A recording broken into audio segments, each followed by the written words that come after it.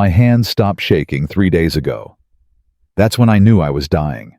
I'd been sold for $40, rejected in under a minute, and left to rot behind a saloon in Bitter Creek, Montana. No money, no food, no hope.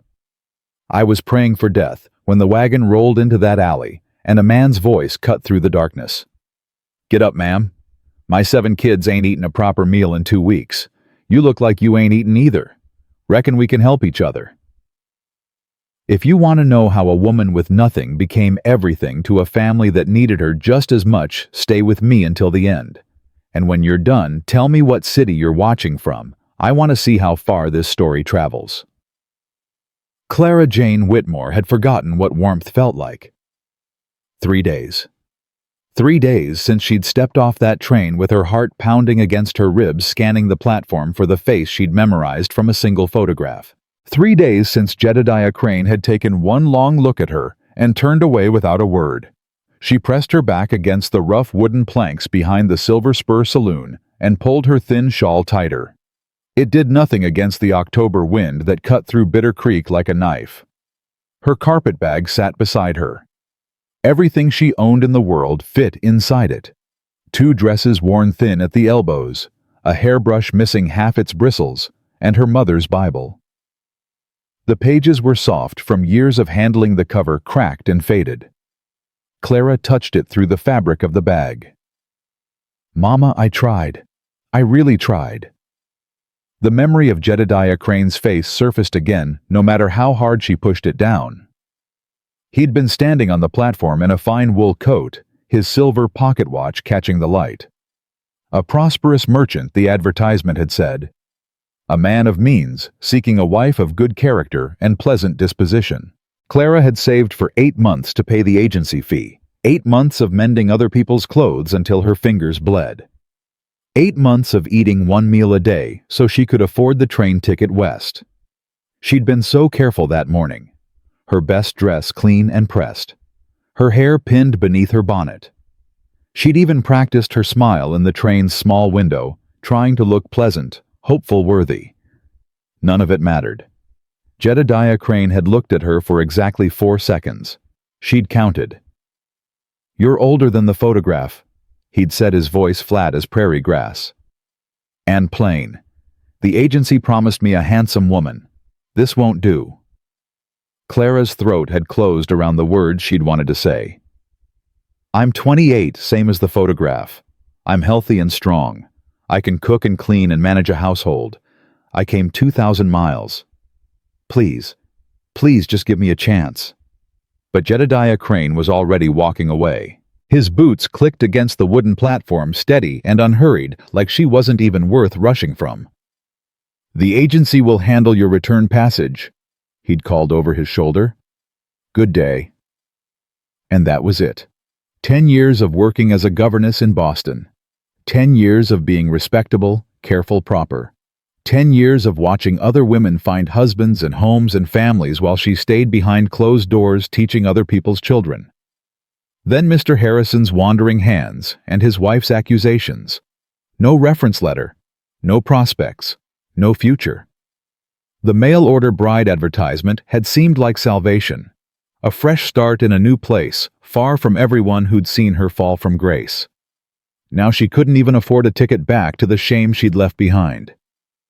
Clara closed her eyes. The sun was sinking. Another night in this alley. Another night wondering if she'd wake up at all. "There she is. Told you she'd still be here." Clara's eyes snapped open. 2 men stood at the mouth of the alley, silhouetted against the fading light. As they moved closer, she recognized them both. Horace Pembroke, the marriage agent who'd arranged her placement with Jedediah Crane. He was fat and sweating, despite the cold, his smile showing teeth the color of old butter.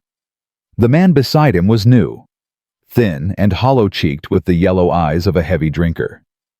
He swayed slightly on his feet, but his gaze was sharp and fixed on Clara, like she was a horse at auction. "Miss Whitmore." Pembroke spread his hands wide. "I've been looking everywhere for you." Clara pushed herself up against the wall, her legs trembling. "Mr. Pembroke, I was going to contact you about return passage." No need for that. Pembroke's smile widened. I've found a solution to our little problem. This here's Virgil Tucker. He's a man of property looking for a wife.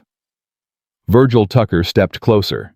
Up close, Clara could smell the whiskey on his breath, could see the cruel set of his thin lips. She ain't much, Tucker said, looking her up and down like livestock. Skinny, plain, but I ain't particular.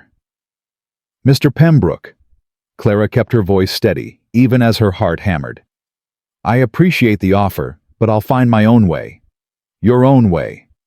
Pembroke's pleasant mask slipped, revealing something harder underneath. Look at yourself, Miss Whitmore. You ain't eaten in days. You ain't got a cent to your name. You ain't got nowhere to go, and nobody who cares if you live or die. He pulled a folded paper from his coat. You signed a contract. You owe the agency $40 for services rendered, travel arrangements, placement fees, documentation. Virgil here's willing to pay that debt and take you off my hands. Clara's throat went dry. That contract was with Mr. Crane. The contract was with the agency. Pembroke's voice turned sharp. Crane voided his end, but you still owe yours. Pay up or honor the agreement. Those are your choices. I'll work, Clara said desperately. I'll find employment. Where? Tucker laughed, the sound ugly. I asked around about you.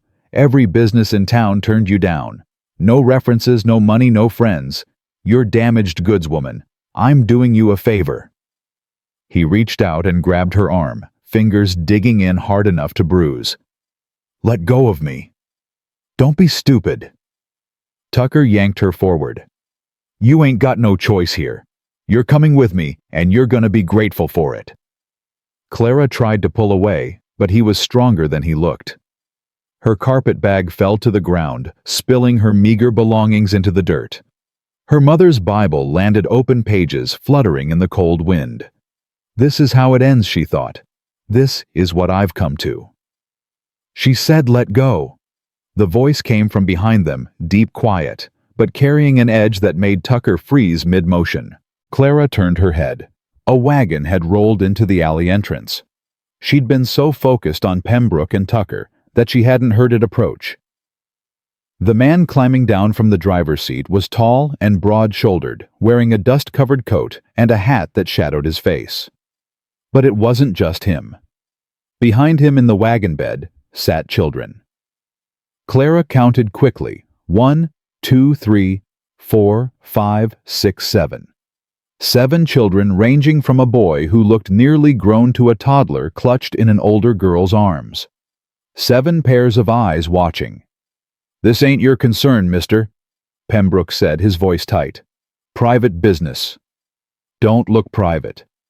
The stranger walked forward with the measured steps of a man who'd faced worse than 2 bullies in an alley. Looks like a lady being manhandled against her will. The lady owes money. Then take her to court.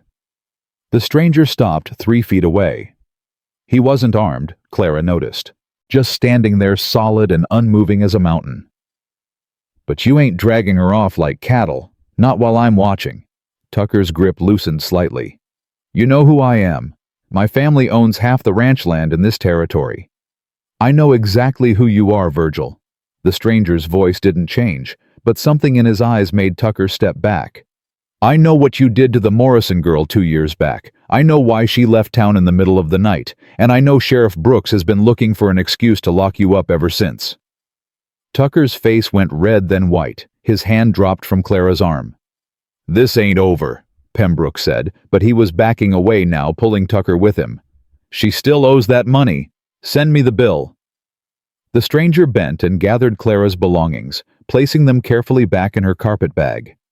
He picked up the Bible, last brushing dirt from its pages, before tucking it inside. Caleb Stone Creek Ranch, 8 miles north. You got a problem with that. You know where to find me.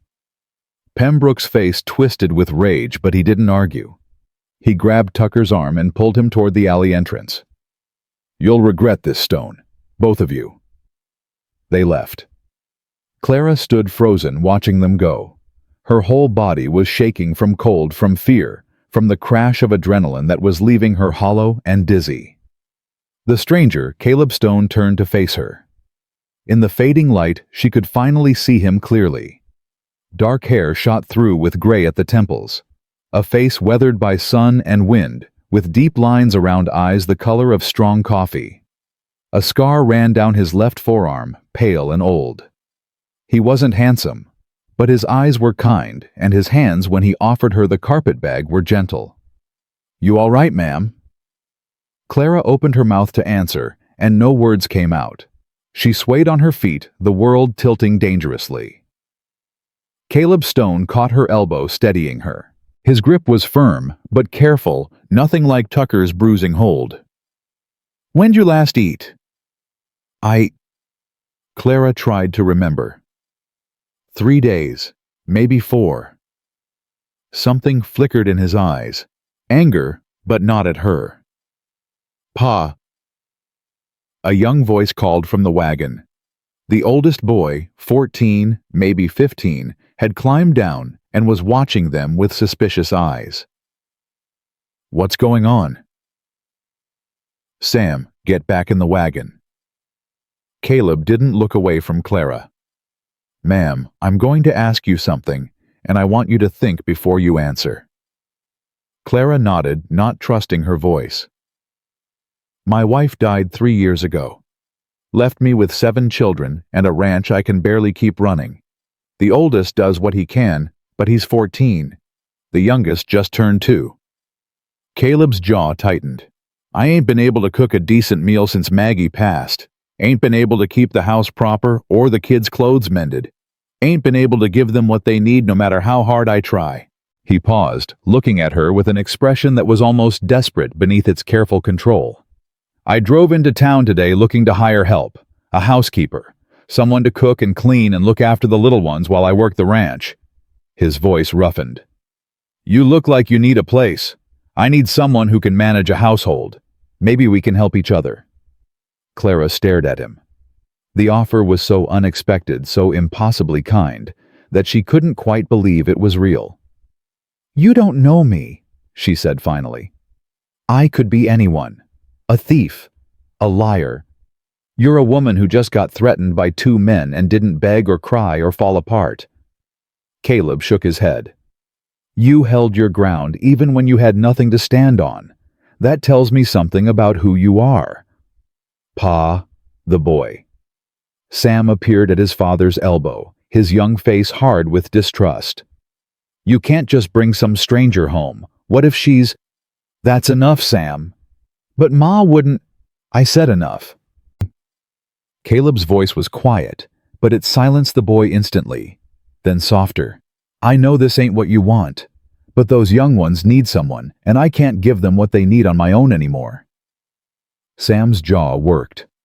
For a moment, Clara saw raw grief flash across his face, a boy trying to be a man, carrying weight too heavy for his years. "Fine," he said finally, the words sharp as broken glass. "But she sleeps in the barn." "She'll sleep in the spare room like a decent person." Caleb turned back to Clara. "I'm offering honest work for honest pay, room and board, and a small wage when I can manage it. You're free to leave any time you choose. No contracts, no obligations, just help given and received." Clara looked at the wagon. 7 children sat in the bed watching her with expressions ranging from suspicious to curious to pleading. A little girl, 6 or 7, with tangled blonde hair, and her mother's eyes leaned over the side. "Are you coming home with us, ma'am?" Her voice was small and hopeful.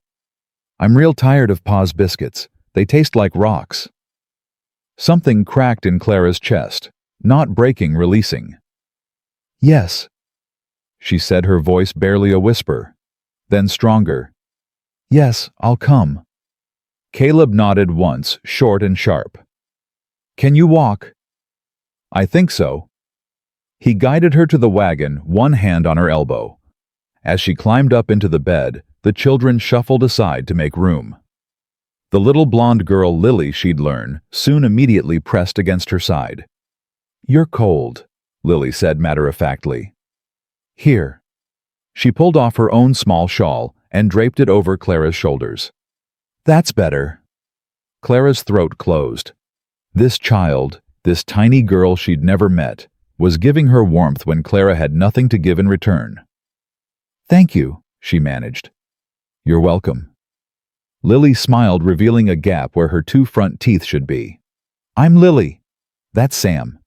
He's grumpy, but he don't mean it. Tommy's the one with the black eye he got in a fight, and Ben's the scared-looking one. Matt's over there, and Ruth's holding Joey." Clara looked at each face as Lily named them. 7 children. The oldest hard and suspicious. The youngest Joey barely more than a baby, his chubby fist clutching his sister Ruth's dress. 7 children who'd lost their mother 3 years ago.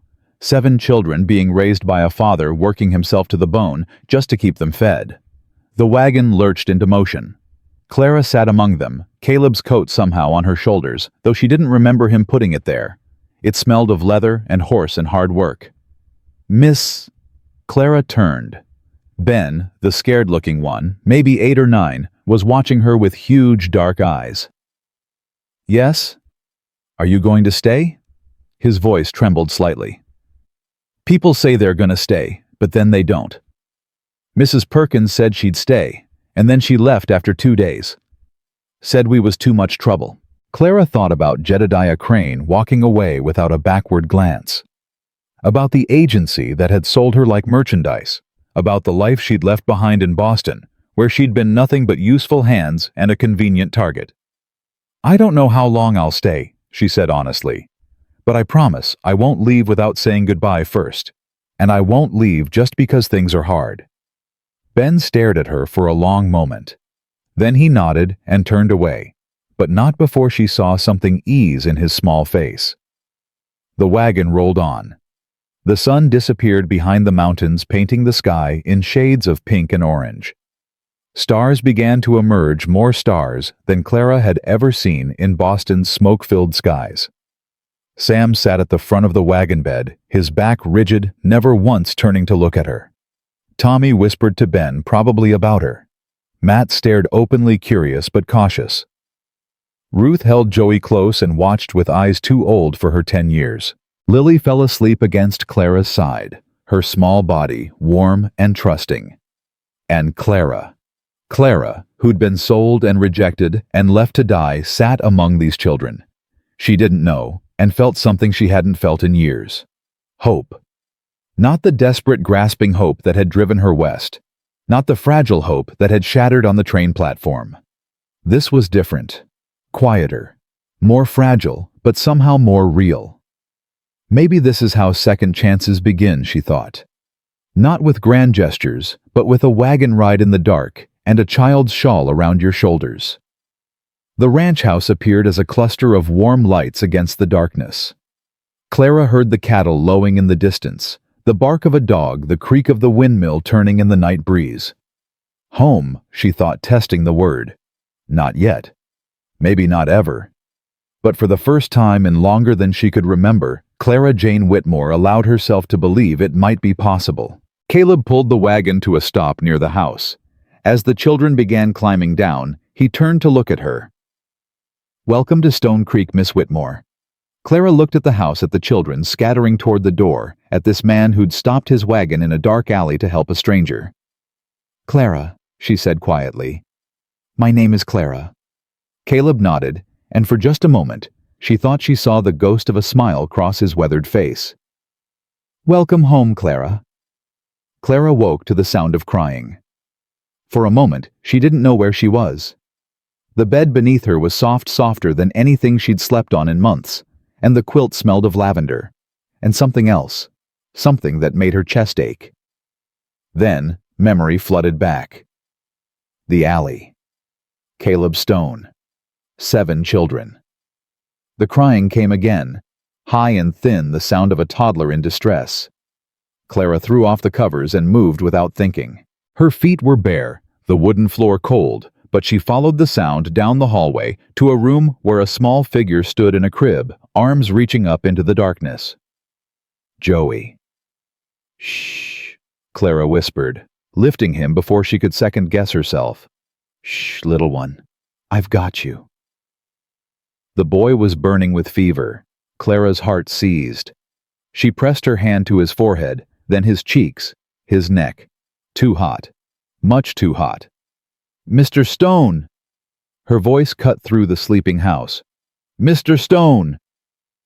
Footsteps thundered. Caleb appeared in the doorway, hair-disheveled eyes wild with the particular terror of a parent who'd already lost too much. "What happened? What's wrong?" "He's burning up."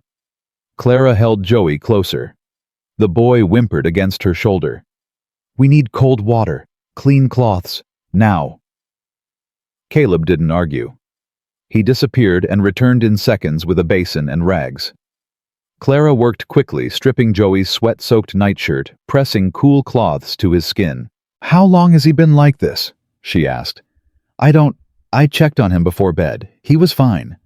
Caleb's voice cracked. "He was fine." More footsteps. Ruth appeared in the doorway, her face pale. "Pa, what's wrong with Joey?" "Go back to bed, Ruth." "But I said go back to bed."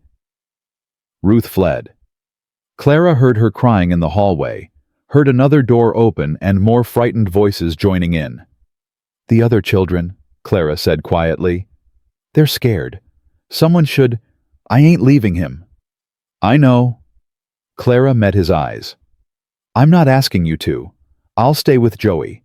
Go tell them he's going to be all right." "You don't know that." "No," Clara admitted. "But they need to hear it anyway." Caleb stared at her for a long moment. Then he nodded and left. Clara worked through the night. She bathed Joey with cool water, sang songs her mother had sung to her, and prayed to a God she wasn't sure she believed in anymore. The fever raged, and somewhere around 3 in the morning, it finally broke.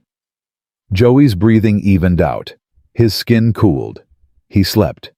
Clara slept too, right there in the rocking chair beside his crib, her hand resting on his small chest to feel the steady rise and fall. When she woke, sunlight was streaming through the window, and Sam was standing in the doorway watching her. "He ain't dead," the boy said flatly. Clara blinked, still half asleep. "No, the fever broke a few hours ago." Sam's jaw worked. "Mrs. Perkins would have let him die. She didn't know nothing about sick kids. I was a governess for 10 years. I've seen fevers before." "That why you came out here to be a governess?" "No." Clara stood her back, aching from the chair. "I came out here to be a wife." "Didn't work out, did it?" The words were meant to wound. Clara saw it in Sam's eyes, the challenge, the test. He wanted her to flinch, to cry, to prove she was weak enough to dismiss. "No," she said calmly. "It didn't." "So now you're here, taking Ma's place." "I'm not taking anyone's place, Sam. I'm just trying to help." "We don't need your help. Joey needed it last night." Sam's face went red. For a moment, Clara thought he might shout at her. Instead, he turned and stalked away, his boots pounding against the wooden floor. Clara let out a breath she hadn't known she was holding. The kitchen was chaos when she finally made her way downstairs. Lily was attempting to pour milk and spilling half of it on the table. Tommy and Ben were fighting over a piece of bread. Matt sat silent in the corner, watching everything with wary eyes. Ruth was trying to calm the baby, who'd woken cranky and hungry. Caleb stood at the stove staring at a pan of something that might have been eggs, but looked more like leather. "Let me," Clara said. He turned. The exhaustion in his face made him look 10 years older. "You were up all night with Joey. You should rest." "So were you." Clara took the pan from his hands. "I can rest later. Right now, these children need breakfast." She scraped the ruined eggs into the slop bucket and started fresh. Muscle memory took over crack. The eggs add a little milk, keep stirring. She found flour and salt and lard and started biscuits too, her hands moving with the efficiency of years of practice. The children went quiet, watching her. "Is she really making biscuits?" Tommy whispered to Ben. "Shut up, she'll hear you." "I can hear you both," Clara said without turning around. "And yes, I'm making biscuits. If you want them to be ready faster, someone could set the table.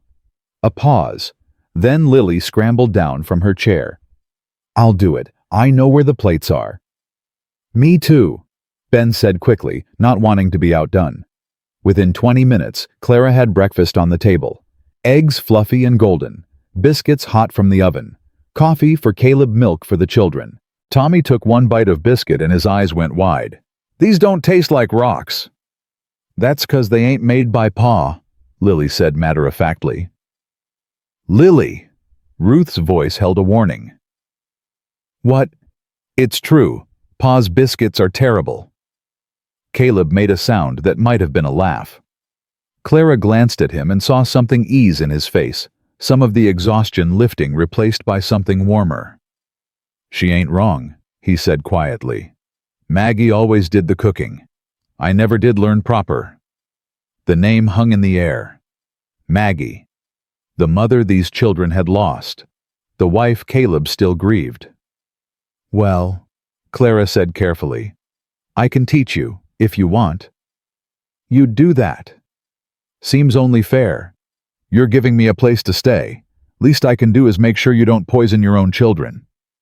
Another almost laugh. The children exchanged glances, surprised, uncertain, hopeful. All except Sam, who sat at the far end of the table with his arms crossed, refusing to touch the food in front of him. Sam, Caleb said. Eat your breakfast. Ain't hungry. Samuel. The boy stood abruptly, his chair scraping against the floor. I got chores. He was gone before anyone could stop him. Caleb sighed, rubbing his face with one hand. I'm sorry. He's been like this since his mother died. Clara finished quietly. I understand. Do you? I lost my parents when I was 16. Fever took them both in the same week. Clara looked at the children who were listening with wide eyes. I remember being angry. At God, at the world, at anyone who tried to help. Grief does that to a person. What made it better? Ruth asked softly. Time. And finding people who didn't give up on me even when I pushed them away. The words weren't meant for Ruth. They were meant for Sam, wherever he was. Clara hoped somehow he could hear them. After breakfast, Clara washed dishes while the children scattered to their chores. Ruth helped drying each plate with careful precision. Miss Clara? Yes. Why'd that man at the train station not want you? The question hit Clara like a slap. She kept her hands in the soapy water, kept her voice steady. He wanted someone younger. Prettier. That's stupid. You're plenty pretty. Clara felt her eyes sting. Thank you, Ruth. Ma used to say pretty don't matter much anyway. She said what matters is if you're kind, and if you work hard, and if you love people proper. Ruth paused. Do you love people proper, Miss Clara?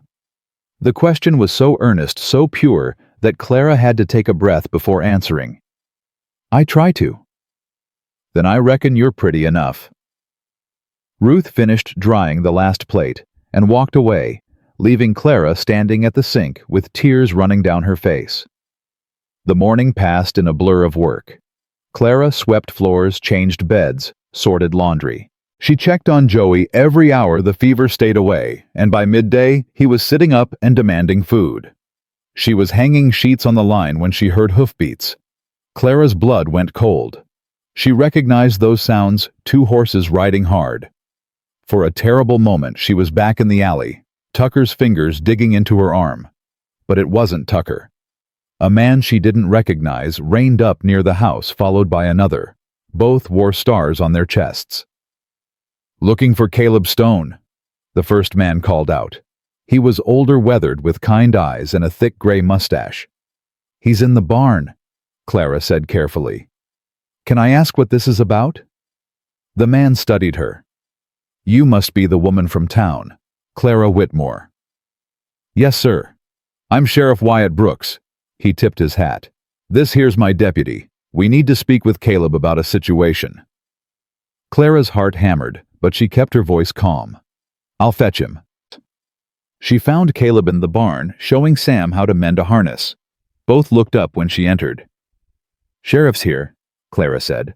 Wants to talk to you. Caleb's expression hardened. Sam, stay with the harness. He followed Clara outside. Sheriff Brooks dismounted as they approached.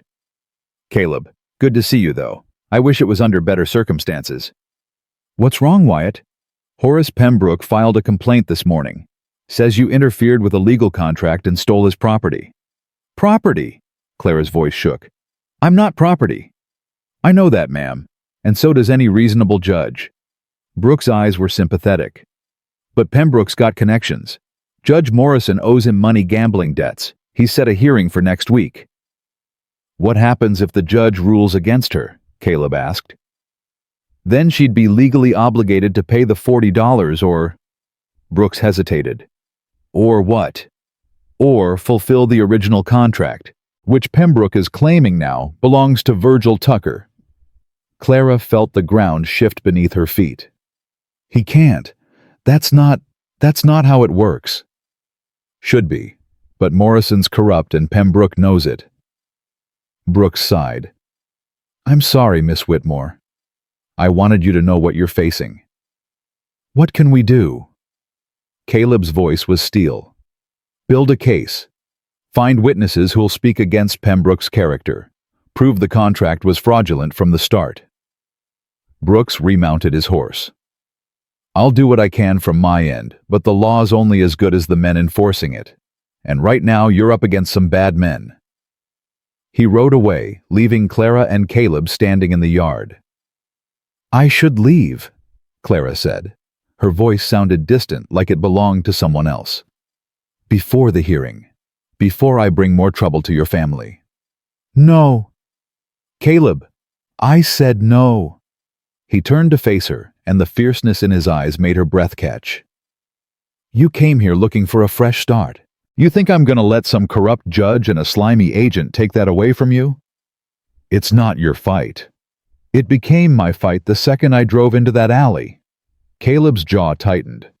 My wife Maggie, she believed in doing right even when it cost something. She'd never forgive me if I turned you out just 'cause things got hard. Clara couldn't speak, couldn't move. You're staying, Caleb said firmly. We'll face this together. All of us. Why? The word came out broken. Why do you care what happens to me? Caleb was quiet for a long moment. Then he said, because somebody should, and because my kids looked at breakfast this morning like they remembered what it felt like to be a family. I ain't seen that look in 3 years. He walked away before she could respond. That evening, Clara sat on the porch watching the sunset. The children were inside. She could hear them arguing about something, hear Ruth's patient voice trying to make peace. The door opened. Sam stepped out. Clara tensed, waiting for another attack. But Sam just stood there, hands shoved in his pockets, staring at the horizon. Joey's better, he said finally. I know. I checked on him an hour ago. You've been checking on him all day. He's 2 years old. He needs watching. Sam was quiet for a long moment. Then, Ma used to sit out here, after we went to bed. Pa would come out and they'd talk for hours. Clara didn't say anything, just waited. I miss her. The words were barely a whisper. Every single day I miss her. I know you do. You don't know nothing. But there was no heat in it this time. Just exhaustion. Just grief. You're right, Clara said softly. I didn't know your mother, but I know what it's like to lose someone you love, and I know it feels like the missing never stops. Sam turned to look at her. In the fading light with his guard down, he looked so young, so lost. Does it stop, I mean? No, but it changes. Gets softer somehow. The missing becomes part of you instead of something that's happening to you. Clara hesitated. Your mother sounds like she was an incredible woman. She was the best. Sam's voice cracked. And Papa tries so hard. But he's tired all the time, and the little ones need so much, and I try to help, but I don't know how to be what they need. Sam. Clara stood and faced him. You're 14 years old. You're not supposed to know how to raise 6 children. That's not your job. Then whose job is it? Your father's. And now, if you'll let me mine too. Sam stared at her. Something shifted in his eyes, not quite acceptance, but not hostility either. Mrs. Perkins lasted 2 days, he said. Said we was too much work. I've never been afraid of work. The one before her, Mrs. Collins, she lasted a week. Said Pa was too sad, and it made her uncomfortable. I'm not uncomfortable with sadness. I've got plenty of my own. Sam almost smiled. Almost. You really gonna stay, even with that judge and those men coming after you? Clara thought about it. Thought about the alley and the train platform and the 10 years of invisible service that had brought her here. I don't know what's going to happen, she said honestly. But I'm not leaving just because it's hard. You have my word on that. Sam nodded slowly. Then he turned and went back inside without another word. But he left the door open behind him. Clara stood on the porch and let herself breathe. The sky was purple now, stars beginning to emerge. Somewhere in the distance, a coyote howled. She was still standing there when Caleb came out an hour later. Kids are in bed, he said. Even Sam, though he fought it. He talked to me tonight. Caleb's eyebrows rose. Talked as in words voluntarily. He told me about his mother, about missing her. The pain that crossed Caleb's face was raw and immediate. He doesn't talk about her. Not to anyone. Maybe he needed someone who didn't already know the story. Caleb moved to stand beside her, close enough that she could feel the warmth of him. She died in that room, he said quietly. The spare room, where you're sleeping. Clara's breath caught. I should have told you, but the kids, they don't like going in there. It's been empty since. And I thought... He trailed off. You thought it might help to have someone living in there again. I thought it might help them remember that room can hold good things too, not just the worst night of our lives. Clara was quiet for a long moment. Then she said, I won't pretend to be her, Caleb. I can't be her. I ain't asking you to be. He turned to look at her. I'm asking you to be yourself. That's enough. Before Clara could respond, a shout came from inside the house. Pa! Miss Clara! Tommy's voice high and frightened. Something's wrong with Ben. He won't wake up. They ran. Ben was in his bed, thrashing and whimpering, caught in the grip of a nightmare so powerful his body couldn't escape it. Tommy stood beside him, pale and terrified. He does this sometimes, Caleb said, reaching for his son. Night terrors. Started after Maggie. Wait. Clara caught his arm. Don't grab him. You'll make it worse. She sat on the edge of the bed carefully and began to speak. Low, calm, steady. Ben. Benjamin. You're safe. You're home. You're in your bed, and your pa's here, and your brothers are here, and nothing bad is going to happen to you. She kept talking, kept her voice even, kept her hand resting lightly on his arm, not restraining, just present. Slowly, Ben's thrashing eased. His whimpers quieted. His eyes opened confused and tear-filled. Miss Clara, I'm here. I was dreaming about... His voice broke. Ma was there, and then she wasn't, and I couldn't find her. Clara gathered him into her arms without thinking. He was so small, so fragile, trembling against her like a leaf in a storm. I know, she whispered. I know, sweetheart. I have those dreams too. You do. About my mama. She's been gone 12 years, and I still dream about her sometimes. Ben pulled back to look at her face. Does it help dreaming about them? Sometimes it hurts, but sometimes... Clara smoothed his hair back from his forehead. Sometimes it feels like a visit, like they're checking on us, making sure we're okay. Ben considered this with the gravity only a child could muster. Maybe Ma was checking on me tonight. Maybe she was. Maybe she sent you. Ben's eyes were wide and earnest. To help us. 'Cause she can't be here anymore." Clara's throat closed. She couldn't speak, couldn't breathe around the weight of those words. "Maybe she did," she managed finally. "Maybe she did." Caleb stood in the doorway watching. When Clara finally looked up, she saw tears on his weathered face. He turned away before she could say anything. But the next morning, there was a wildflower on her breakfast plate. Purple and delicate, the kind that grew at the edge of the pasture. No one mentioned it. No one had to. Something had changed in the night. Clara could feel it in the way the children looked at her, in the way Caleb's hand brushed hers when he passed her the coffee. She still had a hearing to face. Still had Pembroke and Tucker and a corrupt judge waiting to take everything from her. But she also had this.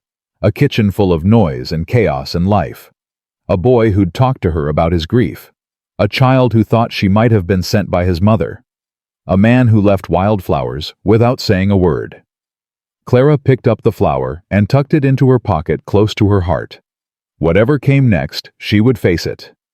She wasn't alone anymore. The morning of the hearing arrived cold and gray. Clara dressed in her best dress, the same one she'd worn stepping off that train, cleaned and pressed until it almost looked new. Her hands trembled as she pinned her hair, and she had to stop twice to steady her breathing. "Miss Clara." Lily stood in the doorway, still in her nightgown, clutching her rag doll. "What are you doing up so early, sweetheart?" "Couldn't sleep." Lily padded into the room and climbed onto the bed. "Are you scared?" Clara considered lying, decided against it. "Yes, I'm very scared. Pa says brave ain't about not being scared. Brave is being scared and doing the thing anyway. Your pa's a smart man." "I know." Lily hugged her doll tighter. "Miss Clara, if the bad men take you away, can I come visit you in jail?" Clara's heart cracked. "Oh, sweetheart, I'm not going to jail." "Promise." Clara knelt down and took Lily's small hands in hers. "I promise I'm going to fight as hard as I can to stay right here with you." "Good." Lily nodded firmly. "'Cause Joey needs you, and Ben needs you, and Tommy and Matt and Ruth need you." She paused. "And Sam needs you too, even though he acts like he don't." "What about you?" Lily's lower lip trembled. "I need you most of all." Clara pulled her close and held on tight. Caleb found them like that 10 minutes later. He stood in the doorway dressed in his Sunday best, a dark coat Clara had never seen before, his hair combed back, his beard trimmed. "Wagon's ready," he said quietly. "Sam's staying with the young ones." Clara stood smoothing her dress. Sam agreed to that. Sam volunteered. Caleb's eyes met hers. "Said someone needed to protect the ranch while we were gone, in case those men tried something." The weight of those words settled over Clara, a 14-year-old boy ready to defend his home against grown men. "I never wanted any of this," she whispered. "I never wanted to bring trouble to your family." "You didn't bring it. Pembroke did. Tucker did." Caleb crossed the room and stopped in front of her. "Clara, look at me." She raised her eyes to his. "Whatever happens today, you're not alone. You understand? You're not alone anymore." The ride into town was silent. Clara sat beside Caleb on the wagon seat, her hands folded in her lap, her heart pounding so hard she could feel it in her throat. The courthouse was already crowded when they arrived. Word had spread, the whole town seemed to have turned out to watch. Clara saw familiar faces from her first desperate days in Bitter Creek. The woman from the Silver Spur who'd turned her away. The shopkeeper who'd refused her work. The saloon owner who'd looked at her like meat. None of them met her eyes. "Caleb." Sheriff Brooks appeared at their side as they climbed down from the wagon. "Got some news. Not sure if it's good or bad." "Tell me." "Judge Morrison took sick last night. Couldn't make it." Clara's breath caught. "What does that mean? Is the hearing canceled?" "No." Brooks' expression was grim. They brought in a replacement, Judge Harrison from Helena. Harrison? Caleb frowned. I don't know him. Nobody does. That's the problem. Brooks lowered his voice. He's got a reputation for being strict, by the book. Could go either way. Clara felt hope and fear war in her chest. A new judge meant Pembroke's bribery might not work, but it also meant they were facing an unknown. We'll take our chances, Caleb said firmly. Can't be worse than Morrison. Inside the courthouse, Pembroke was already seated at the plaintiff's table. Virgil Tucker sat beside him cleaned up, but still bearing the yellow eyes of a drunk. A lawyer Clara didn't recognize shuffled papers between them. Pembroke looked up as they entered. His smile made Clara's skin crawl.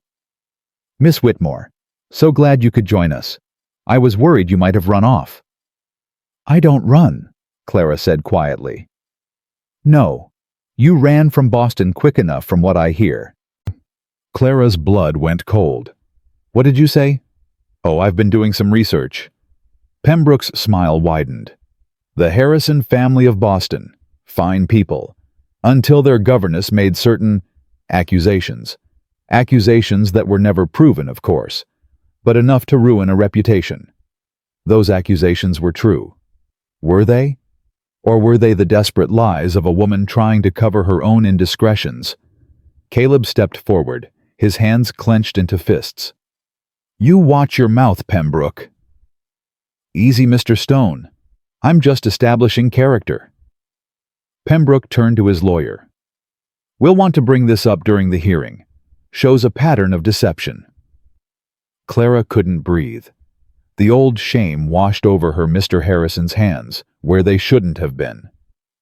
Mrs. Harrison's cold fury, the door slamming behind her with no reference, no recourse, no one who believed her. Clara, Caleb's voice cut through the memories. Don't let him get to you. That's what he wants. All rise.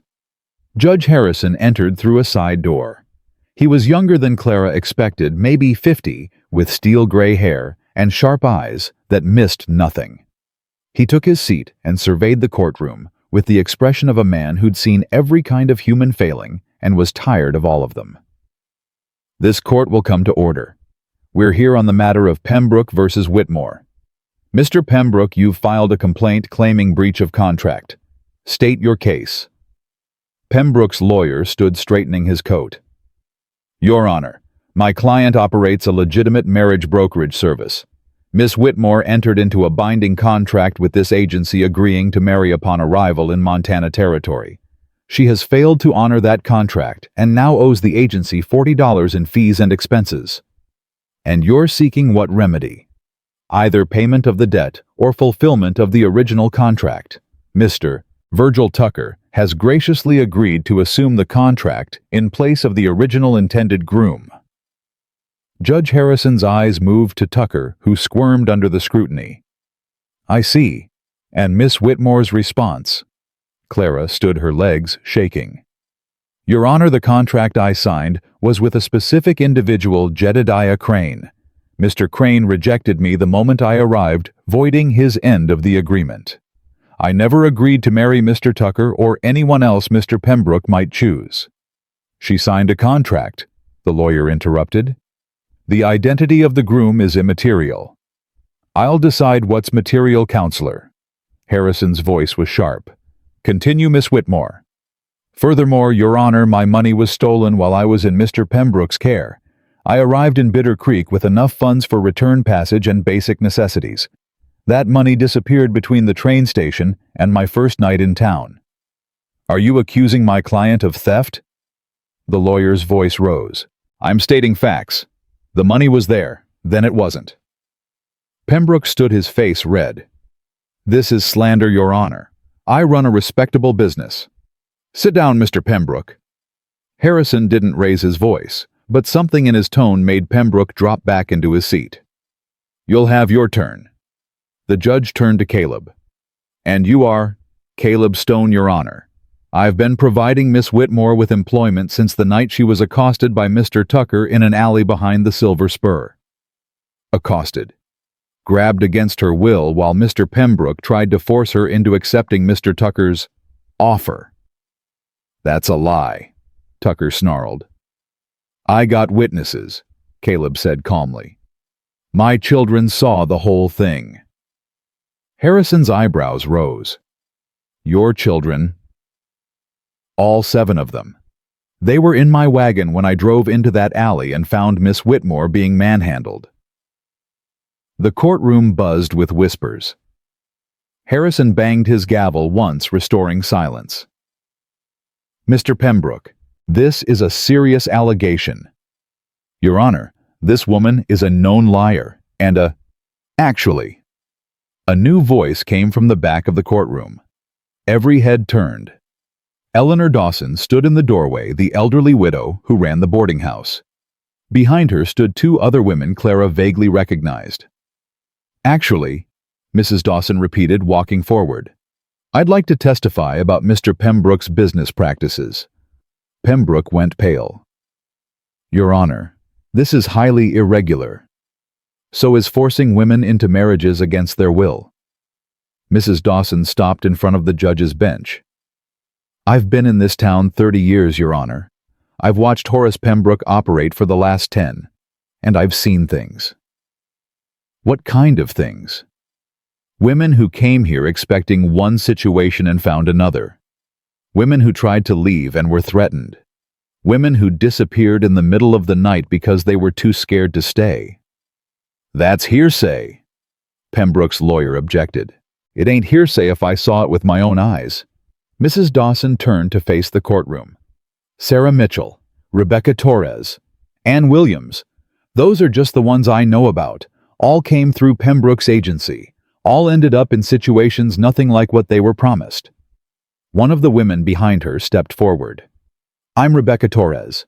I was placed with a man who beat me every night for 6 months before I managed to escape. When I went to Pembroke for help, he told me I should be grateful anyone wanted me at all." The second woman spoke up. "Ann Williams. I'm speaking for my sister Sarah Mitchell. She couldn't be here today because she's dead. Killed herself 3 years ago after Pembroke threatened to have her arrested for breach of contract when she tried to leave her abusive husband." The courtroom erupted. Judge Harrison banged his gavel repeatedly, fighting for order. Clara stood frozen, watching Pembroke's face transform from confidence to terror. His lawyer was whispering urgently in his ear, but Pembroke wasn't listening. His eyes were fixed on the 3 women who had just destroyed his carefully constructed facade. "Order!" Harrison's voice finally cut through the chaos. "I will have order in this court." Silence fell heavy and charged. "Mr. Pembroke," Harrison's voice was ice, "these are serious accusations. They're lying, Your Honor, all of them, bitter women trying to— I've got documents." Sheriff Brooks stepped forward holding a leather folder. "Complaints filed over the past 8 years, investigations that were mysteriously dropped, money that changed hands between Mr. Pembroke and certain local officials." "Including Judge Morrison?" Harrison asked. Brooks nodded. "Including Judge Morrison." Clara watched the blood drain from Pembroke's face. His lawyer was gathering papers, clearly preparing to abandon ship. But it was Tucker who broke first. "This is your fault," he snarled at Pembroke. "You told me it was legal. You told me she'd have to accept—" "Shut up, you fool." "Don't tell me to shut up." Tucker stood, knocking over his chair. "I paid you $200 for that woman. $200, and now I'm going to end up in jail because you couldn't keep your business clean." "Mr. Tucker," Harrison's voice cracked like a whip, "are you admitting to paying for Miss Whitmore as if she were property?" Tucker's mouth opened, closed, opened again. She owed money. I was just paying her debt." "You were purchasing a human being." Harrison stood, his face thunderous.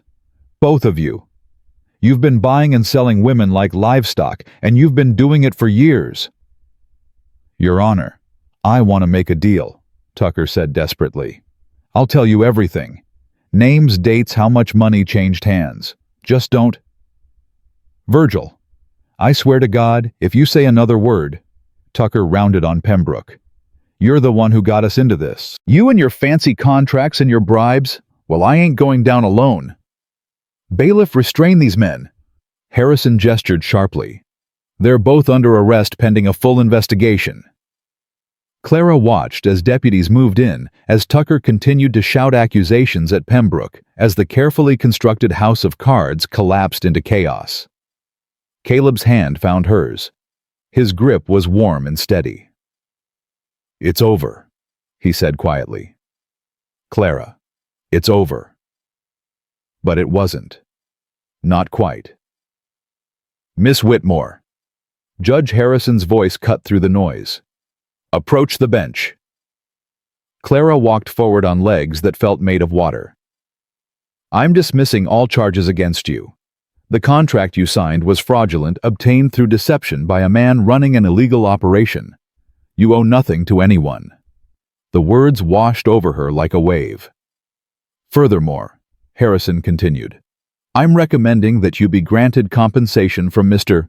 Pembroke's seized assets for the distress and danger you've been subjected to. Clara's voice broke. Thank you, Your Honor. Harrison's expression softened slightly. Miss Whitmore, what happened to you? What happened to all these women should never happen to anyone. I'm sorry the system failed you. I intend to make sure it doesn't fail anyone else. Clara nodded, unable to speak. Court is adjourned. The gavel fell. Clara turned and found Caleb right behind her. Without thinking, without caring who was watching, she walked into his arms. He held her while she cried great heaving sobs that came from somewhere deep inside, releasing months of fear and shame and desperate hope. You're safe, Caleb murmured against her hair. You're safe now. Around them, the courtroom slowly emptied. Mrs. Dawson stopped to pat Clara's shoulder. Rebecca Torres nodded once, a gesture of solidarity between survivors. Sheriff Brooks tipped his hat and quietly slipped away. Finally, Clara pulled back and wiped her eyes. I ruined your good shirt, she said, looking at the wet patches on his shoulder. Worth it. Caleb's eyes were bright. Clara, you were magnificent. I didn't do anything. Those women came forward because you did first, because you stood up there and told the truth when it would have been easier to run. He cupped her face in his hands. Do you have any idea how brave you are? Clara shook her head, fresh tears spilling. Well, I do. Caleb's voice was rough. And I'm going to spend however long it takes making sure you know it too. They drove home in the late afternoon light. Clara was exhausted, wrung out from emotion and adrenaline, but beneath the exhaustion was something new. Something that felt like freedom. The children are going to want to hear everything, she said. They're going to want to celebrate. Caleb smiled. Lily's probably already planning a party. With her rock biscuits? God, I hope not. Clara laughed. The sound surprised her, light and free, nothing like the hollow echo her laughter had become over the years. As the ranch came into view, Clara saw figures on the porch. All 7 children lined up and waiting. Sam stood at the front, and even from this distance, Clara could see the tension in his shoulders. Caleb pulled the wagon to a stop. Nobody moved. Then Sam stepped forward. Well, what happened? It's over, Clara said. The charges were dismissed. Pembroke and Tucker were arrested. For a moment, Sam just stared at her. Then his face crumpled, not with grief this time, but with relief. Thank God, he breathed. Thank God. Lily broke free from Ruth's hand and launched herself at the wagon. Clara barely caught her. You're staying. You're staying. I knew you'd stay. I'm staying, Clara confirmed, hugging her tight. The other children surged forward. Ben wrapped himself around Clara's waist. Tommy and Matt grabbed her hands. Ruth hung back, but she was smiling, really smiling for the first time since Clara had arrived. And Joey, in Ruth's arms, reached out toward Clara with chubby fingers. Mama, he said clearly. Mama. The word hit Clara like a physical blow. He's been saying it all day, Ruth said softly. We tried to tell him you ain't his mama, but he don't listen." Clara looked at Joey's innocent face at his arms still reaching for her. Then she looked at Caleb, a question in her eyes. "If you want to be," Caleb said quietly. "If you want to stay. Not just as a housekeeper, as family." Clara's breath caught. "Caleb, I ain't asking for anything you're not ready to give. I just—" He stopped, struggled, started again.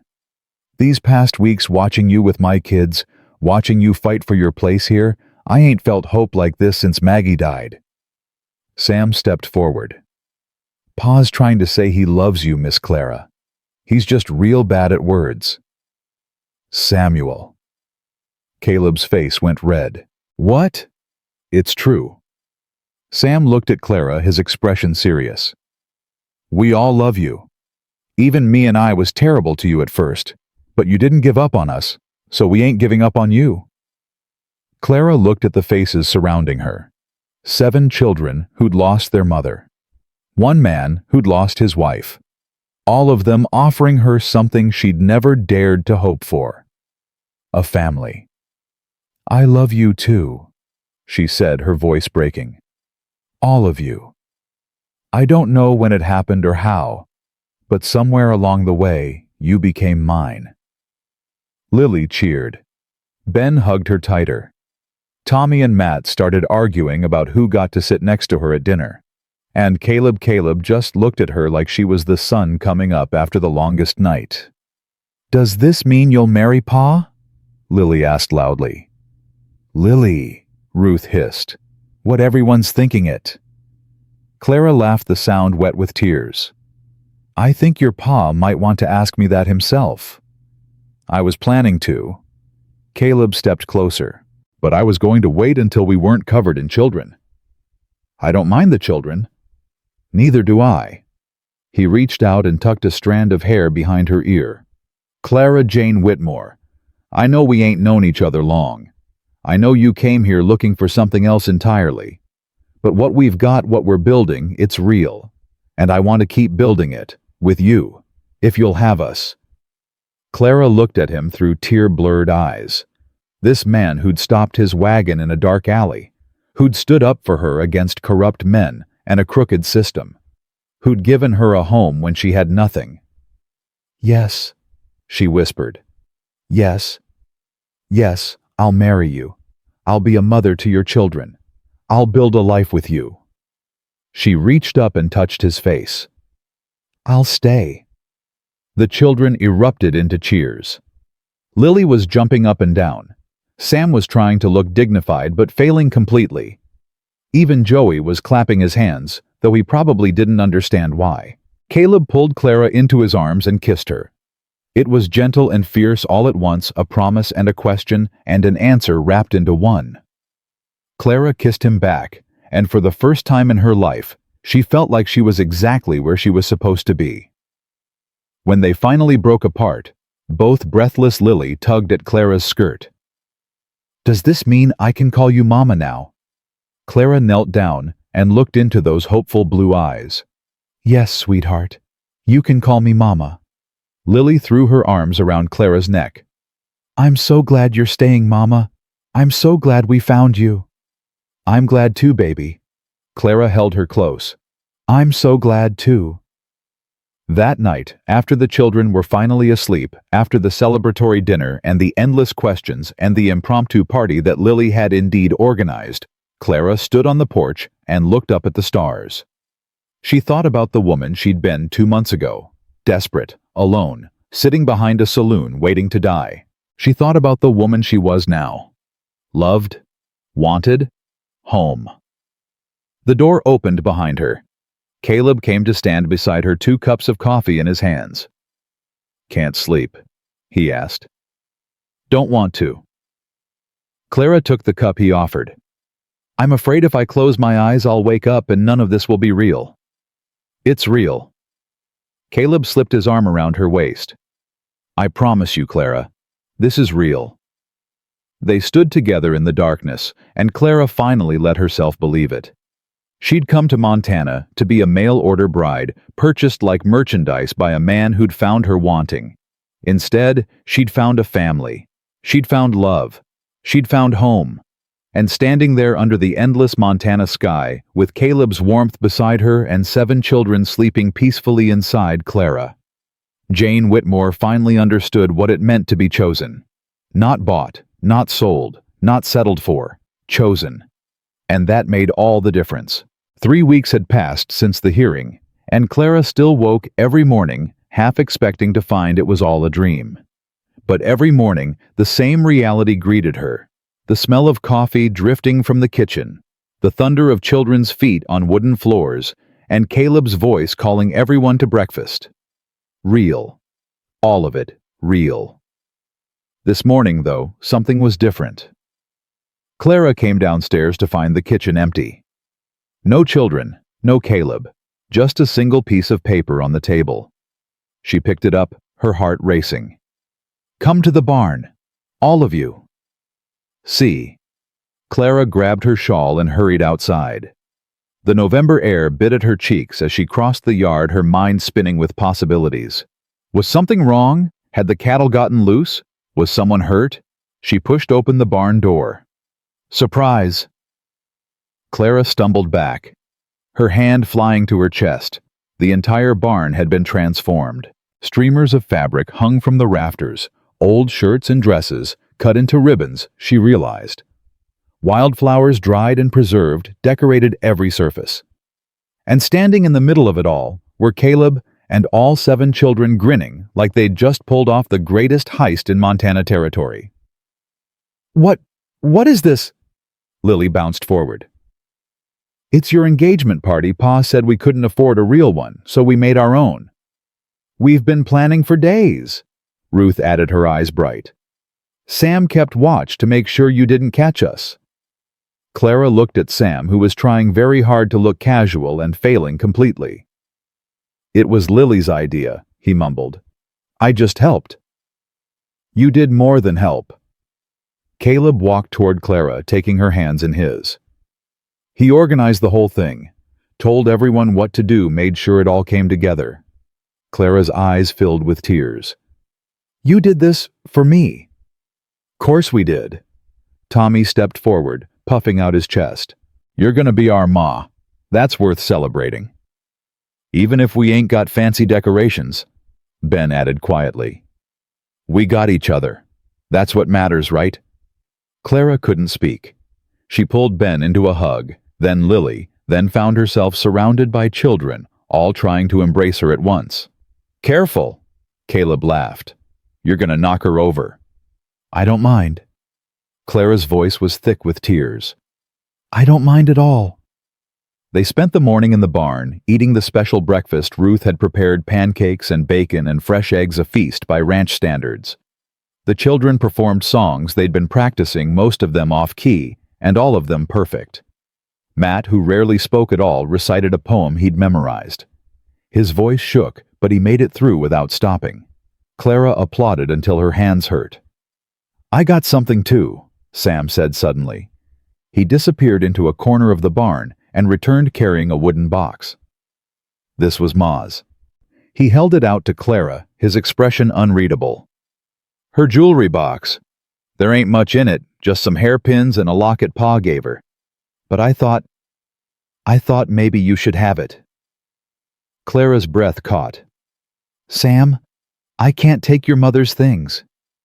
"You ain't taking them. I'm giving them." Sam's jaw tightened. "Ma would have wanted someone to use them.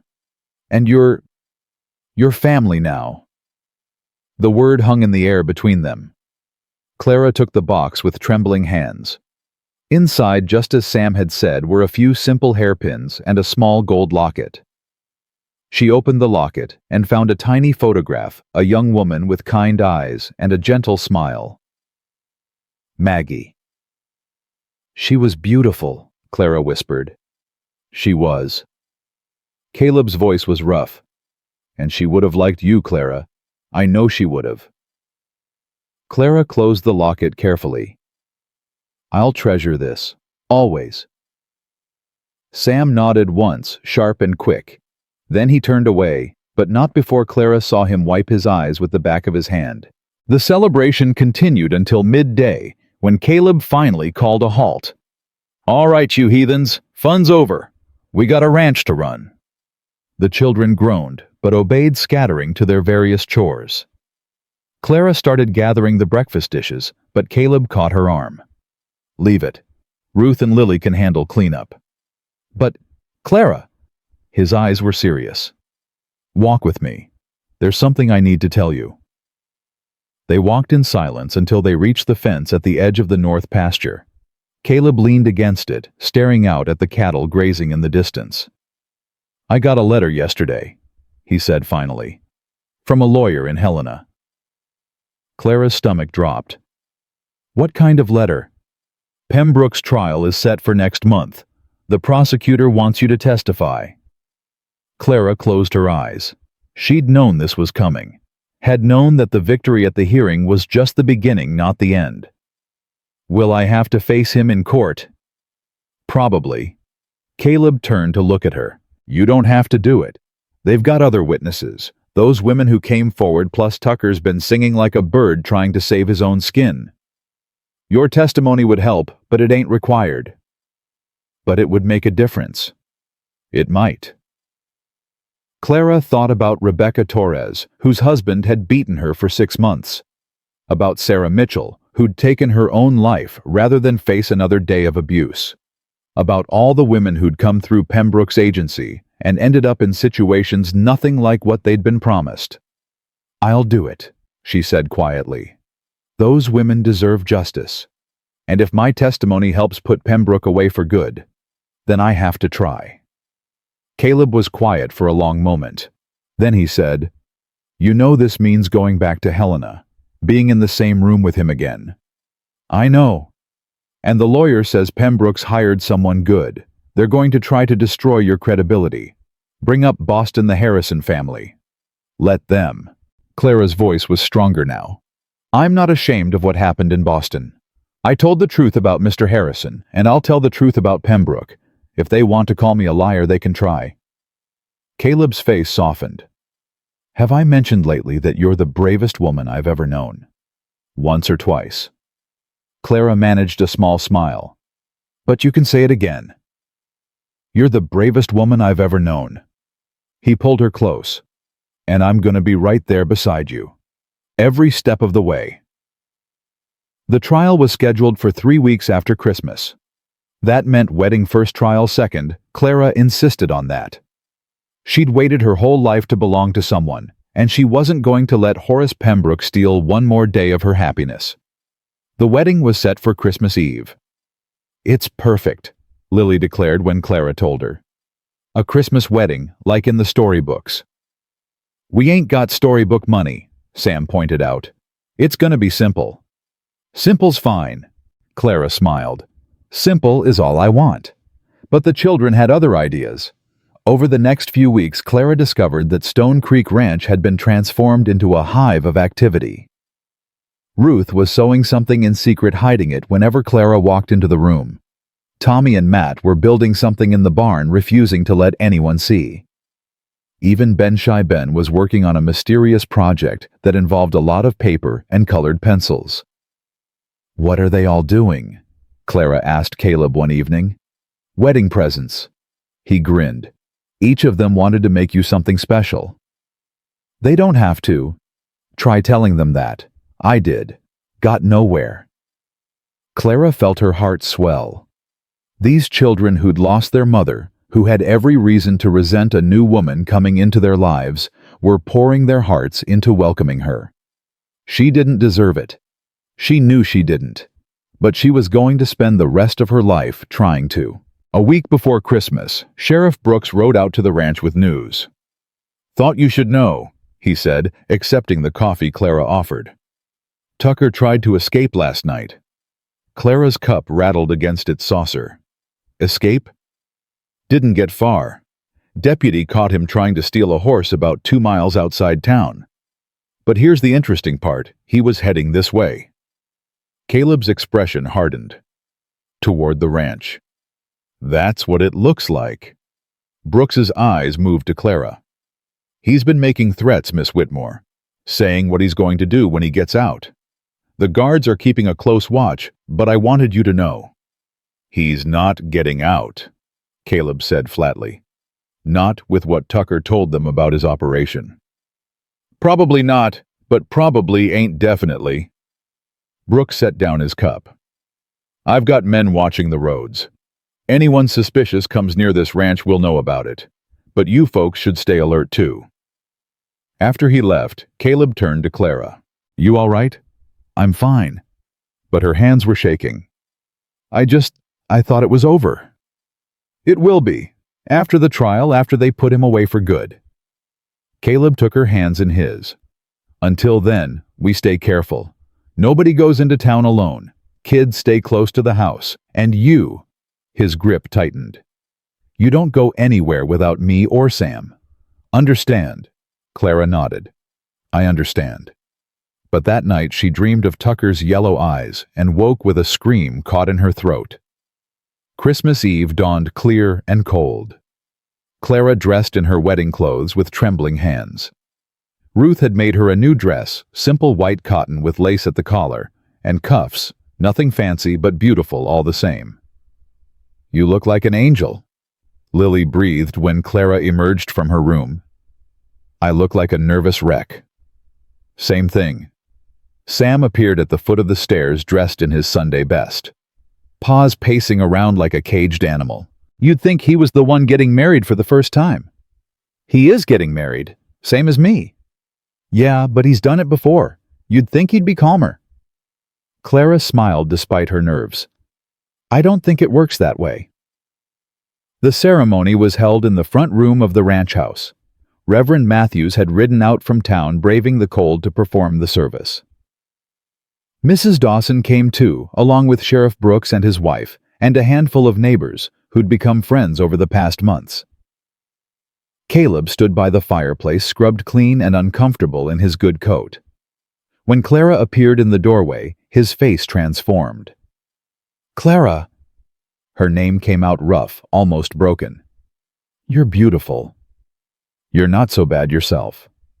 They stood before the Reverend with all 7 children ranged behind them, Sam standing tall and serious, Ruth holding Joey, the younger ones barely containing their excitement. Dearly beloved, Reverend Matthews began, we are gathered here today. The words washed over Clara like a dream. She heard herself making vows, heard Caleb's voice low and steady, promising to love and cherish her until death parted them. And then it was done. I now pronounce you man and wife. You may kiss the bride. Caleb pulled her close and kissed her gentle at first, then deeper, a promise and a seal all at once. The children erupted into cheers. Lily threw herself at them both. Tommy was making gagging noises that earned him a smack from Ruth. Even Sam was smiling, really smiling, his whole face transformed. We're a family now, Ben whispered. A real family. We were always a real family. Clara knelt down to look into his eyes. But now it's official. The celebration was small, but perfect. Mrs. Dawson had brought a cake. Sheriff Brooks produced a bottle of wine he'd been saving for a special occasion. The children performed the songs they'd been practicing, and this time Clara cried through every one. As evening fell, the guests departed one by one. The children were herded to bed, protesting all the way. And finally, Clara and Caleb stood alone in the quiet house. Mrs. Stone. Caleb's voice was soft. Has a nice ring to it. Clara Stone. She tested the name on her tongue. I like it. Better than Whitmore. Much better. She leaned into him. Thank you, Caleb. For what? For stopping your wagon that night. For seeing me when no one else did. For giving me a chance when I had nothing to offer. Clara. He turned her to face him. You had everything to offer. You just didn't know it yet. They stood together in the firelight, and Clara felt something settle deep in her bones. Peace. Belonging. Home. She was exactly where she was supposed to be. 2 days after Christmas, the peace shattered. Clara was in the kitchen making breakfast when she heard hoofbeats, a lot of them, moving fast. Caleb. He was already moving, grabbing the rifle from above the fireplace. Sam, get the children into the root cellar. Now. Pa, what's happening? Just do it. Clara looked out the window and felt her blood turn to ice. A group of riders was approaching 5, maybe 6. And at the front, unmistakable even at a distance, rode Horace Pembroke. That's impossible. Her voice came out as a whisper. He's in jail. He's supposed to be in jail. Go with the children. Caleb's voice was steel. Clara, go now. I'm not leaving you. This ain't a discussion. You're right, it's not. Clara grabbed the shotgun from the pantry. I know how to use this. You taught me yourself.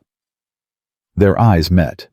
Something passed between them. Fear, love, determination. Stay behind me, Caleb said finally. No matter what happens, you stay behind me. They moved to the porch as the riders pulled up in the yard. Pembroke looked worse than Clara had ever seen him. Thin, unshaven, with a wild light in his eyes. The men with him were rough-looking, armed to the teeth. Mr. Stone. Pembroke's voice was eerily calm. And the lovely Mrs. Stone. Congratulations on your nuptials. I'm sorry I couldn't attend. You're supposed to be in jail, Pembroke.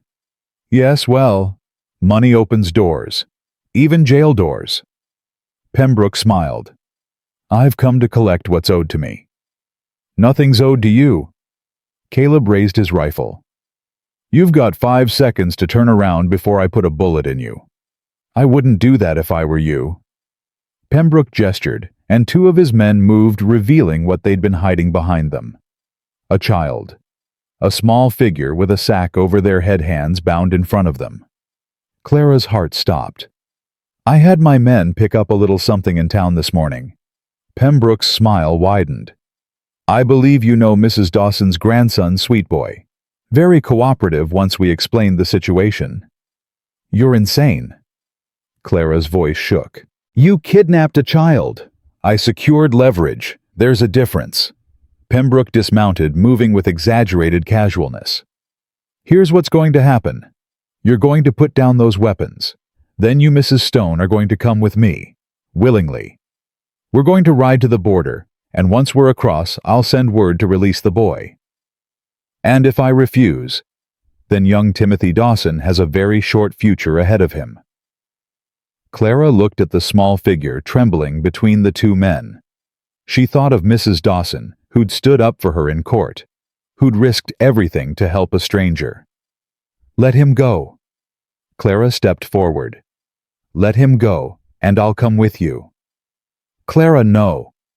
Caleb grabbed her arm. He's a child, Caleb. I can't let him die because of me. This is touching, really.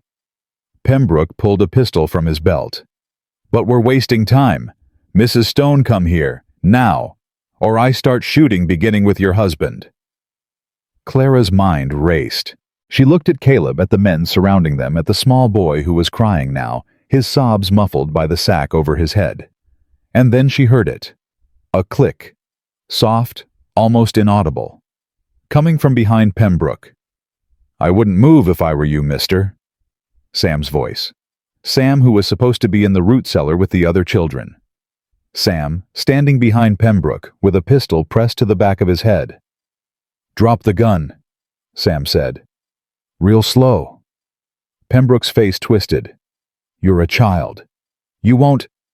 Try me. Sam's voice didn't waver. You threatened my family. You think I won't pull this trigger? Clara held her breath. One of Pembroke's men moved. Caleb's rifle cracked, and the man went down clutching his shoulder. Anyone else want to be a hero? Caleb swept his rifle across the remaining men. Drop your weapons, all of you, now. For a long moment, nobody moved. Then, one by one, guns clattered to the ground. Clara! Sam's voice was tight. Get the boy.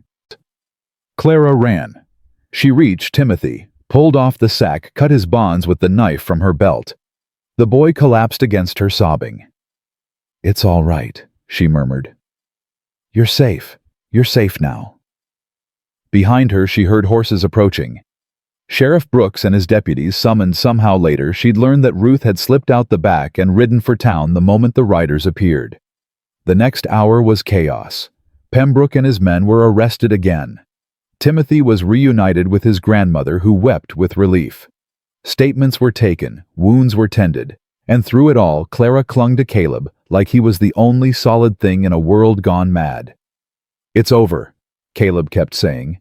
"This time it's really over." Clara wanted to believe him. She did. But it was Sam who finally convinced her. That evening, after the deputies had gone and the children were gathered in the front room, Sam stood up. "I want to say something." Everyone went quiet. "When Miss Clara first came here, I hated her." Sam's voice was raw. "I thought she was trying to replace Ma. I thought if we let her in, we'd be betraying everything Ma was." Clara felt tears prick her eyes. "But I was wrong." Sam looked at her, and for the first time she saw no walls in his gaze. No suspicion. Just a boy who'd been carrying too much for too long. "Clara ain't trying to replace Ma. She's just trying to love us. And today, she was willing to give herself up to save a boy she barely knew." He crossed the room and stood before her. "Ma would have done the same thing." His voice broke. "You're just like her, Clara. And I'm proud." He stopped, swallowed hard. "I'm proud to call you my mother." Clara pulled him into her arms and held on tight. Around them, the other children gathered close. Lily crying. Ruth smiling through her tears. The boys shuffling their feet and pretending they weren't emotional too. "We're a family," Ben said quietly. "A real family."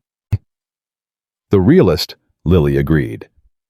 Caleb wrapped his arms around all of them, pulling them into a circle of warmth and love and belonging. "Merry Christmas," he said softly. "All of you." Clara closed her eyes and let herself feel it, the weight of arms around her. The sound of breathing, the beat of hearts that had somehow become her own. She'd come to Montana to be purchased by a stranger. Instead, she'd been chosen by a family, and that made all the difference. The trial came on a bitter January morning. Clara stood before the mirror in the Helena hotel room, trying to steady her breathing. In a few hours, she would face Horace Pembroke for the last time. She would tell her story to a courtroom full of strangers. She would lay bare every humiliation, every fear, every desperate moment of the past months. And then, God willing, it would finally be over. "Clara," Caleb's voice came from behind her. "It's time." She turned.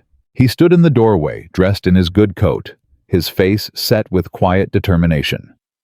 Behind him, she could see Sam, Ruth, and Mrs. Dawson waiting in the hallway.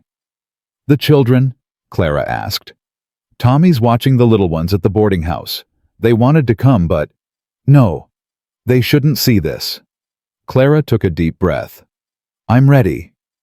The courtroom was larger than the one in Bitter Creek. More imposing. Clara felt small walking down the aisle between rows of spectators, their eyes following her every step. Pembroke sat at the defendant's table, flanked by 2 guards. He looked diminished somehow, thinner, paler, the arrogance stripped away. But when his eyes met Clara's, she saw the hatred burning there, undimmed. She didn't look away. "All rise." The judge entered, a stern-faced woman, Clara noted with surprise. Judge Elizabeth Warren, the first female judge in Montana Territory. Her reputation preceded her, fair, fierce, and utterly incorruptible. "Be seated." Judge Warren surveyed the courtroom. "This court is now in session. The Territory of Montana versus Horace Pembroke. Mr. Pembroke, you stand accused of fraud, extortion, kidnapping, and human trafficking. How do you plead?" Pembroke's lawyer stood. "Not guilty, Your Honor." A murmur ran through the courtroom. Judge Warren silenced it with a single look. "Very well. Prosecution, call your first witness." The prosecutor, a young man named Daniel Foster, rose from his seat. "The Territory calls Clara Stone." Clara walked to the witness stand on legs that felt made of water. She placed her hand on the Bible, swore to tell the truth, and sat down. "Mrs. Stone," Foster's voice was gentle, "can you tell the court how you came to be in Bitter Creek?" Clara began to speak. She told them everything. The advertisement, the contract, the train ride west with hope in her heart, and everything she owned in a single carpetbag. Jedediah Crane's cold rejection on the platform, the theft of her money, the days of hunger and desperation. And then Pembroke.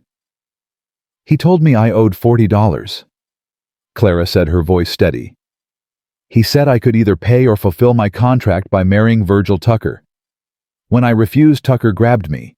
She paused, gathering herself. "He said I didn't have a choice, that I was nothing, that I should be grateful anyone wanted me at all." And what happened next? Caleb Stone drove his wagon into that alley. He told them to let me go. When they refused, he stood his ground. Clara looked at Caleb sitting in the front row with Sam beside him. "He saved my life that night, not just from Tucker, but from giving up entirely." Objection. Pembroke's lawyer was on his feet. "This is emotional testimony, not factual." Overruled. Judge Warren's voice was sharp. "The witness is describing her experience. Continue, Mrs. Stone." Clara continued. She described the weeks at Stone Creek Ranch, the hearing in Bitter Creek, the night Pembroke escaped from jail and came for her with armed men and a kidnapped child. "He would have killed that boy," Clara said quietly. "He would have killed all of us if it meant getting what he wanted. Because to him, we weren't people. We were property, commodities to be bought and sold." No further questions. Pembroke's lawyer rose for cross-examination. He was a slick-looking man with cold eyes and an expensive suit. "Mrs. Stone, you claim Mr. Pembroke defrauded you, but isn't it true that you signed a contract willingly?" "I signed a contract with Jedediah Crane, not with Mr. Pembroke." "But the contract was facilitated by Mr. Pembroke's agency, was it not?" "It was. And that agency promised me a legitimate arrangement. What I received was abandonment, theft, and threats." "You claim your money was stolen. Do you have any proof that Mr. Pembroke was involved in that theft?" Clara hesitated. "No direct proof. But so it could have been anyone. A pickpocket on the train. A fellow passenger. It could have been, but the timing. Yes or no? Mrs. Stone, do you have proof?" "No." The lawyer smiled. It made Clara's skin crawl. "Now, about your history before coming to Montana. Isn't it true that you were dismissed from your position as governess in Boston?" Clara's stomach dropped. "Yes. And isn't it true that you made accusations against your employer, accusations that were never proven? The accusations were true. Mrs. Harrison chose not to believe me. Or perhaps you made false accusations to cover your own misconduct." Objection. Foster was on his feet. "This is character assassination. I'll allow it." Judge Warren's eyes were fixed on Clara. "But tread carefully, counselor." The lawyer turned back to Clara. "Isn't it possible, Mrs. Stone, that you're making accusations now for the same reason, to avoid responsibility for your own choices?" Clara felt the old shame rising, the familiar weight of not being believed, of being seen as a liar and a troublemaker. Then she looked at Caleb. He was leaning forward in his seat, his hands gripping his knees, his face tight with barely contained fury. Beside him, Sam's expression mirrored his father's. They believed her. They had always believed her. Clara turned back to the lawyer. "Mr. Harrison assaulted me," she said, her voice clear and strong. "He came into my room at night. He touched me without my consent. When I reported it to his wife, she called me a liar and threw me out without a reference." Clara paused. "I've spent 10 years carrying the shame of that night, 10 years wondering if somehow it was my fault. But it wasn't. It was never my fault." She looked directly at Pembroke.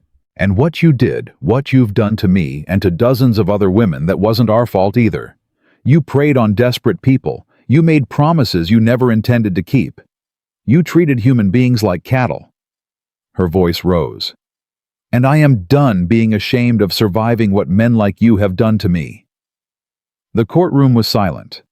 Judge Warren's expression hadn't changed, but something flickered in her eyes. Respect, maybe. Or recognition. "No further questions," the lawyer said stiffly. Clara stepped down from the witness stand. Her legs were shaking, her heart pounding, but she held her head high. Caleb caught her hand as she passed his row. "You were magnificent," he whispered. The trial continued for 2 more days. Rebecca Torres testified about her abusive husband. Ann Williams spoke for her dead sister. Eleanor Dawson described the women who'd passed through her boarding house over the years, frightened, desperate women who'd come west looking for new lives and found nightmares instead. And then Tucker took the stand. He'd agreed to testify against Pembroke in exchange for a reduced sentence. His testimony was damning: names, dates, amounts.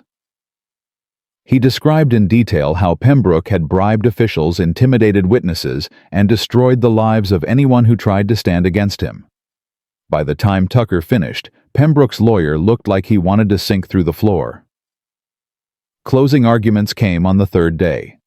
Foster spoke of justice, of accountability, of the women who'd suffered in silence because no one would listen. He spoke of Clara's courage in coming forward, of the other witnesses who'd risked everything to tell the truth. "This man," Foster said, pointing at Pembroke, "built an empire on human misery. He traded in people's dreams and profited from their desperation. The evidence is overwhelming. The testimony is clear. I ask you, Your Honor, to hold him accountable for his crimes." Pembroke's lawyer tried his best, but it was a losing battle. His arguments felt hollow, his attempts to discredit the witnesses desperate. Judge Warren retired to consider her verdict. The waiting was agony. Clara sat in the hallway with Caleb and Sam, unable to eat, barely able to breathe. Ruth had taken the younger children back to the boarding house, but Sam had insisted on staying. "Whatever happens," he said quietly, "we're proud of you." Clara managed a weak smile. "Even if he gets off, he won't." Sam's jaw tightened. "But even if he did, it wouldn't change anything. You told the truth. You stood up. That matters." 2 hours passed, then 3. Finally, the bailiff appeared. "The judge is ready." They filed back into the courtroom. Clara's hands were shaking so badly she could barely grip Caleb's arm. Judge Warren took her seat.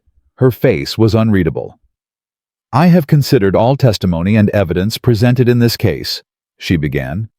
"The defendant, Horace Pembroke, stands accused of fraud, extortion, kidnapping, and human trafficking." She paused. "On the charge of fraud, guilty." Clara's breath caught. "On the charge of extortion, guilty." Tears began to slide down her face. "On the charge of kidnapping, guilty." Pembroke's face had gone white. "And on the charge of human trafficking, guilty." The courtroom erupted. Clara couldn't hear anything over the roaring in her ears. Caleb was holding her. Sam was grinning, and somewhere behind them, Mrs. Dawson was weeping with joy.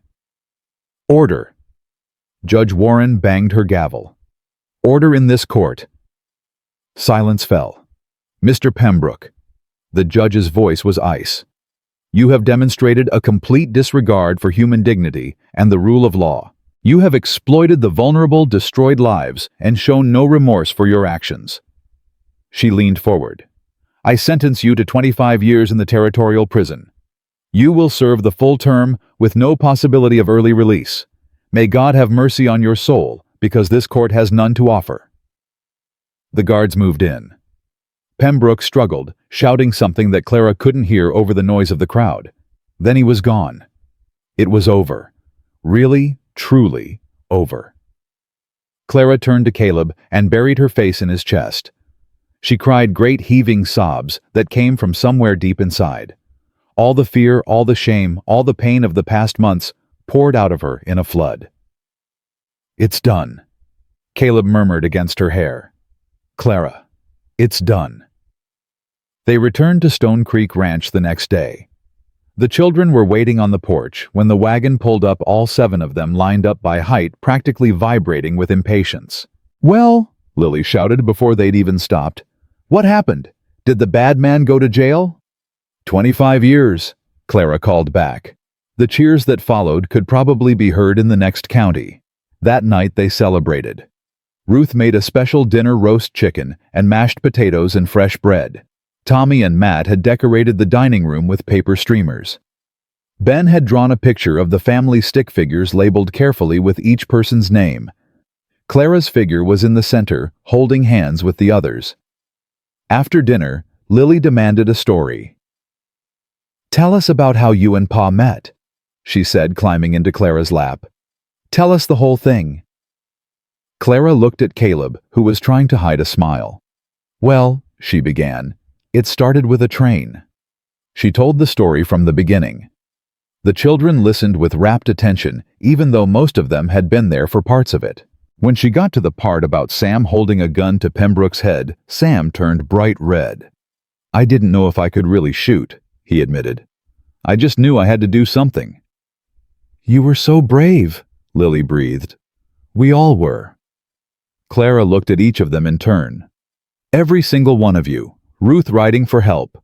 Tommy and Matt keeping the little ones calm. Ben being strong even when he was scared." Her eyes met Sam's. "And you. You saved us all." Sam ducked his head, but she could see him smiling. Later, after the children were in bed, Clara and Caleb sat on the porch. The stars were brilliant overhead, the air cold but clean. "I've been thinking," Caleb said quietly. "About what? About the future. About what comes next." He turned to look at her. "I want to adopt you." Clara blinked. "Adopt me." "I want to make you a legal parent to all 7 of them. I want your name on the papers official and binding, so that no matter what happens, they're yours. Forever." Clara's throat closed. "Caleb, I know you already feel like their mother. I know they already feel like your children. But I want it in writing. I want the whole world to know that this family belongs to you just as much as it belongs to me." Clara couldn't speak. She just nodded, tears streaming down her face. Caleb pulled her close and held her as she cried. Spring came early that year. The adoption papers were filed in February and finalized in March. Clara signed her name beside Caleb's, and just like that, 7 children became legally hers. They celebrated with a party bigger than the wedding. Half the town came out, people who'd been strangers to Clara 6 months ago and were now friends. Mrs. Dawson brought 3 cakes. Sheriff Brooks gave a toast that made everyone cry. And the children, her children, performed a play they'd written themselves about a princess who came to a kingdom of dragons and taught them to be kind. "The princess is you," Lily whispered loudly during the finale. "And we're the dragons." "I know, sweetheart." Clara wiped her eyes. "I know." That night, after everyone had gone home, Clara walked through the house she now called her own. She stopped at each child's door, listening to the soft sounds of their breathing. Joey peaceful in his crib. Ben and Matt sharing a room and probably still whispering secrets to each other. Tommy snoring like a freight train. Ruth, her book fallen open on her chest. Lily clutching the rag doll Clara had made her. And Sam. Clara paused at his door. It was open a crack, and she could see him sitting up in bed reading by candlelight. "You should be asleep," she said softly. Sam looked up. "Couldn't sleep. Thinking too much." "About what?" He was quiet for a moment. Then, "About Ma. About how she'd feel about all this." Clara stepped into the room and sat on the edge of his bed. "What do you think she'd feel?" "I think," Sam's voice wavered, "I think she'd be happy. I think she'd be glad we found you. I think she'd say—" He stopped, swallowed hard. "I think she'd say we did good. You did do good." Clara reached out and brushed the hair from his forehead. "All of you. You held this family together when it would have been so easy to fall apart. You took care of your brothers and sisters. You stepped up when your father needed you. I just did what Ma would have wanted. I know. And she would be so proud of you, Sam. So incredibly proud." Sam's eyes filled with tears. I miss her. I know you do. And that's okay. Missing her doesn't mean you love me less. It just means your heart is big enough to hold both of us. Sam leaned forward and hugged her, really hugged her, the way he hadn't since he was a small child. Thank you, he whispered, for staying, for choosing us. Thank you for letting me. Clara held him close. Thank you for being my son. Summer brought growth. The ranch flourished under Clara and Caleb's shared management. The cattle thrived, the garden overflowed. The children grew taller, stronger, more confident. Ruth started talking about becoming a teacher. Tommy announced he wanted to raise horses. Matt discovered a talent for drawing that left everyone amazed. Ben came out of his shell making friends in town, even leading some of the younger children in games. And Lily. Lily remained Lily, a force of nature who filled every room she entered with light. One evening in August, Clara found herself standing at the edge of the north pasture, watching the sun set. She thought about the woman she'd been a year ago. Desperate, alone. Sitting behind a saloon in a town that didn't want her waiting for death or rescue, whichever came first. She thought about everything that had happened since. The terror and the triumph. The grief and the joy.